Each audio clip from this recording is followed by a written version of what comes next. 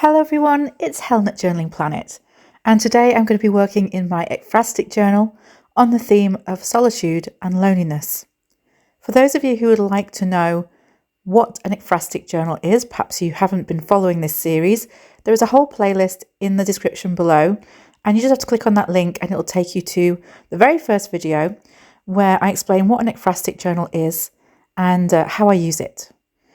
But for this video, and to sort of follow along with what we're doing today, all you really need to know is that I'm going to take this image, which was in my paper stash, cut out of an old art book, and then I'm going to use it as a prompt to write from.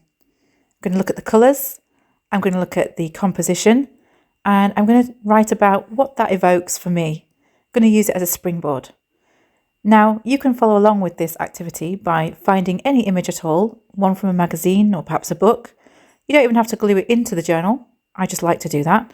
You could just have a notebook that you use where you look at images and you write direct from the image.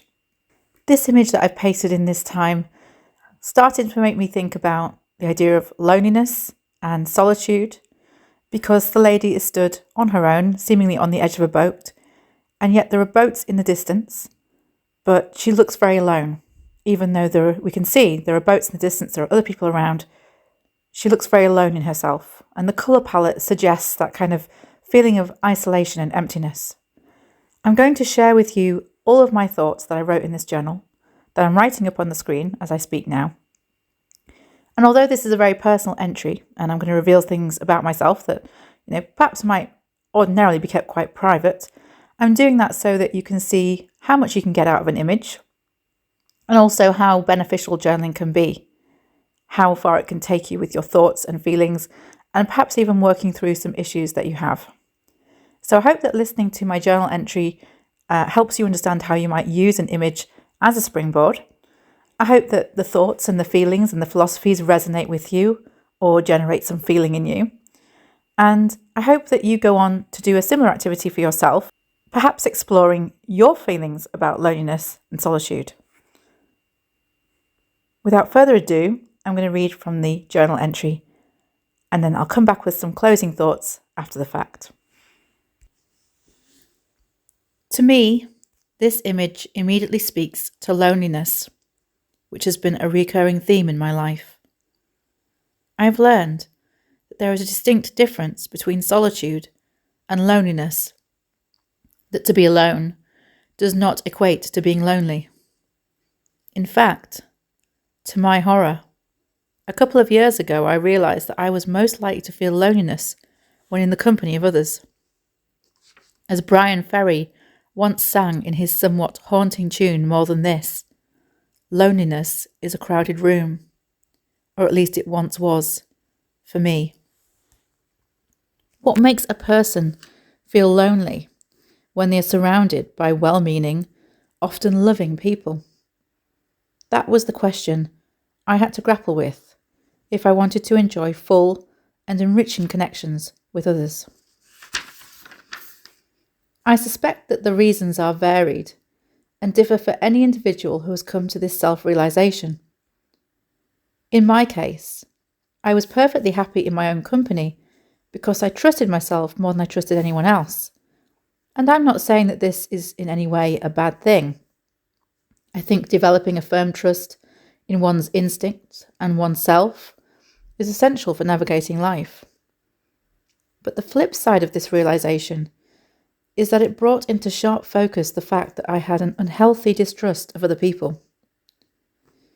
I pointedly describe it as unhealthy because, as we all know, we can't trust everyone in this world as much as we'd like to. Some reserve is sensible. But where I was concerned, I had deep down decided that truly opening myself up would lead to being hurt, very personally and very deeply. Moreover, I was convinced that anyone I attached myself to would abandon me. I had made these decisions when I was very young due to circumstances that nobody could have reasonably controlled, and carried them into adulthood. I can't think that having a husband die of cancer in his early 40s did anything for my abandonment issues either. Even though intellectually I know that my beloved husband never left this world by choice. The grief-stricken mind can use such events as yet more evidence in support of the fact that everyone will leave you some way, somehow. And thus, true emotional attachments are risky.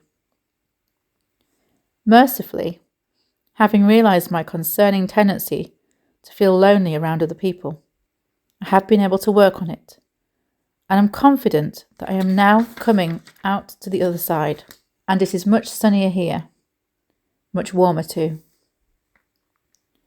I've done this by accepting that being part of the mortal coil is not something that any of us can control.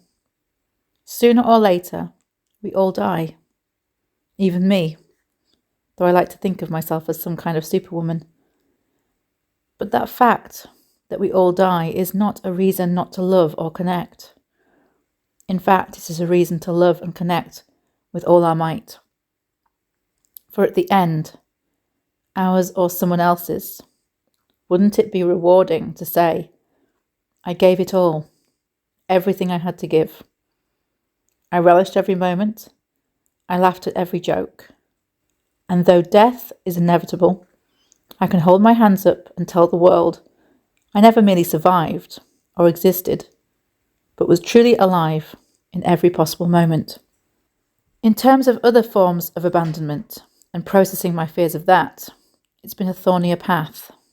Some hurts from long ago stung until very recently, but I have managed to recognise that then is not now, that anyone who left before are not the people who stand in front of me today, and that those who have proven themselves loving, reliable and trustworthy don't deserve to be punished and kept out in the cold for somebody else's mistake.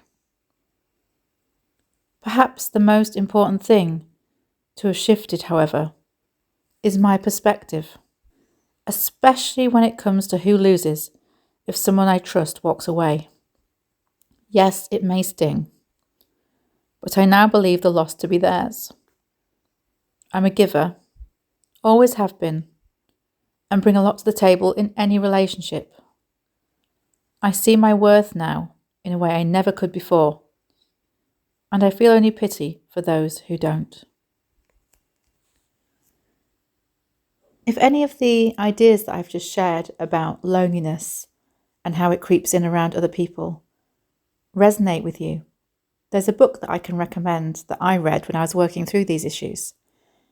The book is marketed as a sort of romance guide, but I don't think that's a very fair reflection of the book that's been written. Although a lot of the circumstances they describe do relate to romantic relationships, when I read it, I was able to see how it applied to all my relationships. So the name of that book is Attached by Amir Levine, and it is one of those books that explores attachment theory, which has come a long way in the last 20 years since I did my psychology degree. We now know a lot about the decisions we make as children and how we carry those forward into adulthood, and how they can affect not just romantic relationships, but family relationships, friendships, work relationships. It is a book that is worth reading and thinking about how it could apply to your life. Another book that I'd like to recommend, that is one of my all-time favourites, is by an author called May Sarton. She wrote books that comprise basically of her journal entries, and one of my favourites of hers is called Journal of a Solitude. She writes about a time when she spent a lot of time alone in a house that she owned. It's largely about domestic life, and yet somehow it is extremely compelling.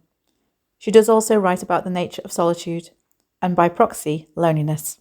So I find it a fascinating exploration of the topic. I really hope that this video has been interesting and connecting for you. I would like to know what your thoughts are on this subject. I would love it if you explored it in your own journal and thought about your own life experience. It's always a bit of a tricky topic to explore, because I don't think any of us likes to think about us being lonely or alone. But I find great value in the solitude that I have. And it is a very different feeling to that lonely, empty feeling we can get sometimes, which is usually based around this feeling of abandonment. something that our subconscious tends to fixate on.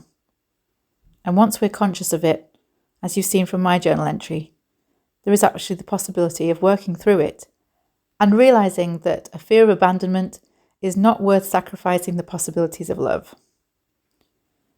If you've enjoyed this video or found it useful, I would really appreciate you giving it a thumbs up. And if you haven't already subscribed to the channel, I would really appreciate that too. Thank you so much for listening and for watching. There'll be another video on the channel soon. Until then, take care, and I'll see you next time.